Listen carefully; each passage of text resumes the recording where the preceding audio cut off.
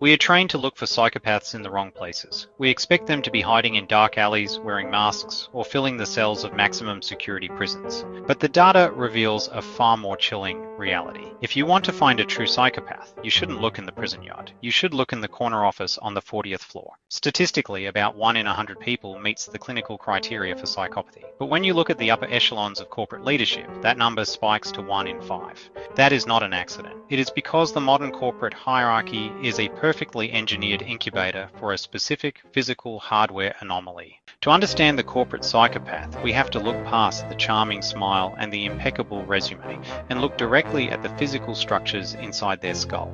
The first major hardware difference lies in a small almond-shaped cluster of nuclei deep within the brain's temporal lobe, the amygdala. In a normal human, the amygdala is the fire alarm. It is the center of fear, anxiety, and emotional resonance. When you lie, when you hurt someone's feelings, or when you are about to get caught doing something wrong, your amygdala fires wildly. It triggers a cascade of chemical alerts. Your heart rate spikes, your palms sweat, and you feel the crushing weight of anxiety. We call this a conscience. In a psychopath, the amygdala is physically smaller, often up to 18% smaller, and severely underactive. When a corporate psychopath fires 300 people to hit a quarterly target or lies directly to a board of directors, their amygdala remains dead quiet. Their heart rate doesn't move. Their palms don't sweat. They can pass a polygraph with ease because biologically they do not experience physiological fear, anxiety, or remorse. What we perceive as coolness under pressure or steely leadership is actually a flatlining neurological fire alarm. But they aren't just cold, they are also intensely driven. And this brings us to the second hardware difference, the brain's reward system, specifically an area called the striatum.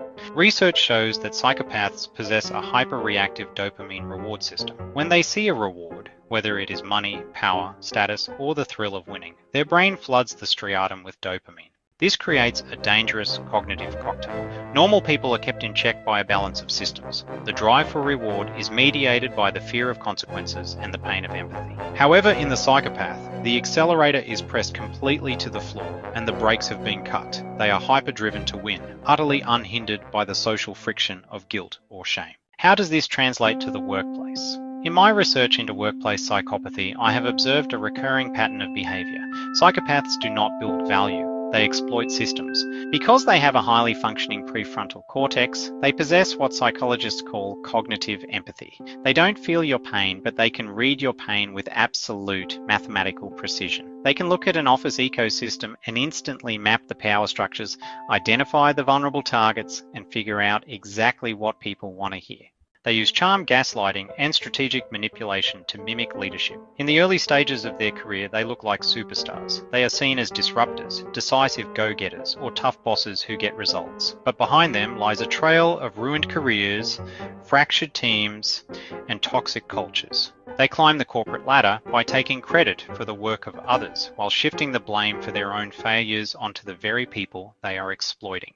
Historically, human societies had natural defenses against this hardware glitch. In small, close-knit communities, a charming manipulator was quickly identified, exposed, and ostracized. But modern corporations have dismantled those defenses. By flattening organizational structures, prioritizing short-term financial metrics, and moving people rapidly between departments, we have created the perfect camouflage. The corporate psychopath can destroy a department, collect their bonus, and get promoted to a new division before the wreckage they left behind is even discovered.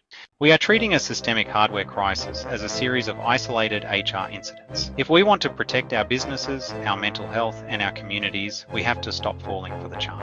We must understand that we cannot appeal to the conscience of someone whose brain is physically wired to ignore it. You cannot fix a pathological hardware problem with a soft skills software patch. If you suspect you are working with a corporate predator, the survival rules are entirely different from standard management advice. I've written the survival manuals on how to identify, manage, and protect yourself from these biological anomalies. You can find the complete protocols in my books, Taming Toxic People and Toxic Workplaces, linked below. Protect your hardware, subscribe to the Ledger, and I'll see you in the next investigation.